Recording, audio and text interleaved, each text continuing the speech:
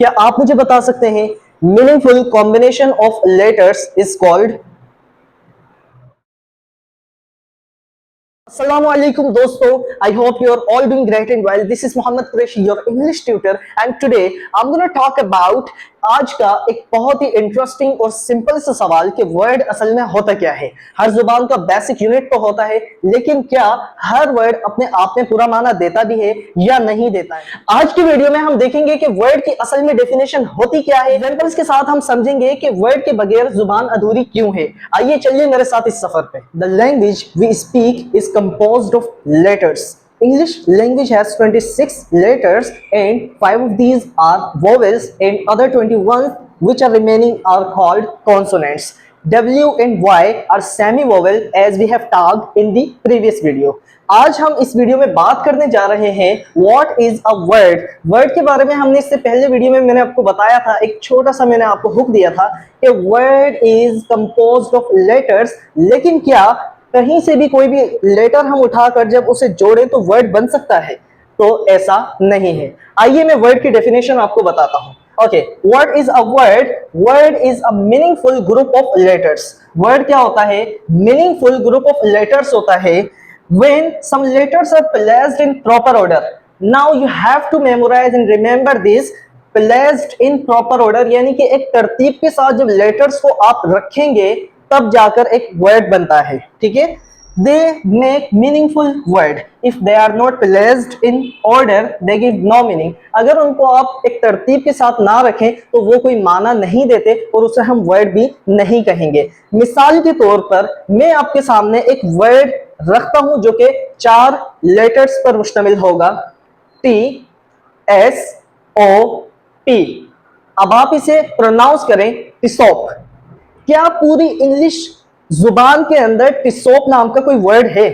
अगर आपको यकीन ना आए तो आप बेशक इसे सर्च कर सकते हैं। There is no any word like टिसोप in English language, but if we put them in proper order, अगर इन 4 हुरूफ को हम प्रॉपर ऑर्डर के अंदर रख दें, जैसे कि मैं रखूं एस टी ओ पी, अब आप इसे प्रोनाउंस करें तो क्या बनेगा? स्टॉप। स्टॉप यानी रुकना, रुक जाना। तो क्या ये एक वर्ड बन गया?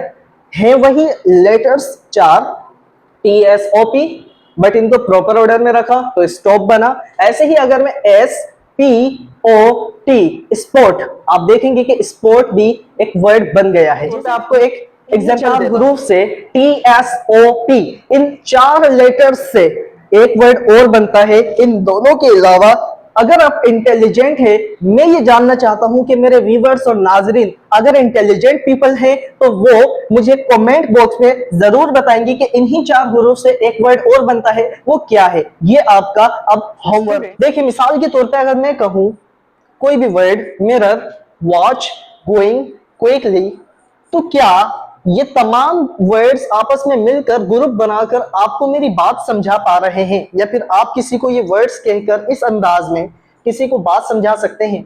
नहीं। लेकिन हाँ, अगर आप वर्ड्स को तरतीब के साथ रख दें और बात वो एक मीनिंगफुल कन्वे कर पाए तो क्या हम उसे सेंटेंस कहेंगे?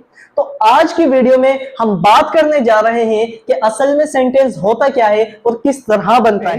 Till here we have talked about the definition of word and also how we make a word. So यहाँ तक हमने word को पढ़ा कि word is composed of letters and when we put the letters in a proper order so they make a word. जहाँ पर मैंने आपको एक एग्जांपल दिया था S P O P, T S O P, S P O T, ठीक है। इन तमाम का मैंने एक एग्जांपल दिया था कि किस तरीके से ये 4 लेटर्स वर्ड बना रहे हैं, ठीक है।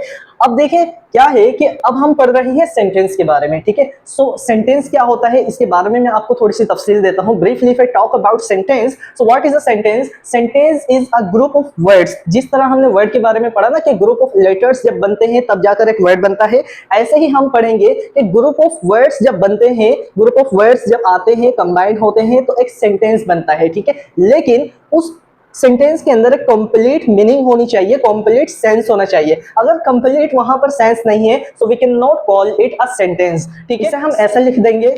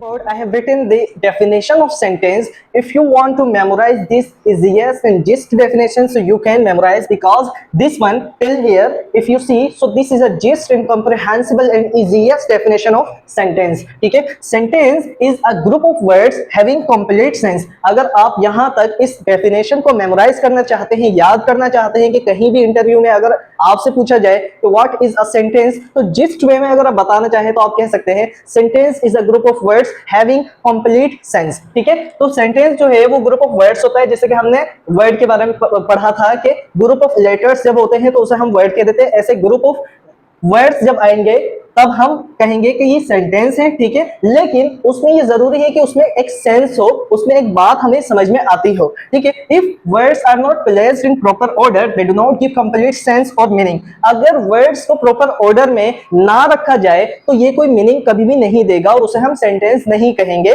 जैसे हमने वर्ड के बारे में पढ़ा कि अगर हम प्रॉपर ऑर्डर में लेटर्स को ना रखें तो वो कोई वर्ड नहीं बनाएगा, ऐसे ही अगर प्रॉपर ऑर्डर में वर्ड्स को हम ना रखें तो ये कोई सेंटेंस नहीं बनाएगा. सेम वही बात है. फॉर एग्जांपल मैंने एक यहां पर 4 वर्ड्स लिखे हैं. ठीक है, रीड्स, बुक, जिया, आ. अब आप देखेंगे कि रीड्स पूरा एक वर्ड है, बुक भी एक वर्ड है, जिया वर्ड है.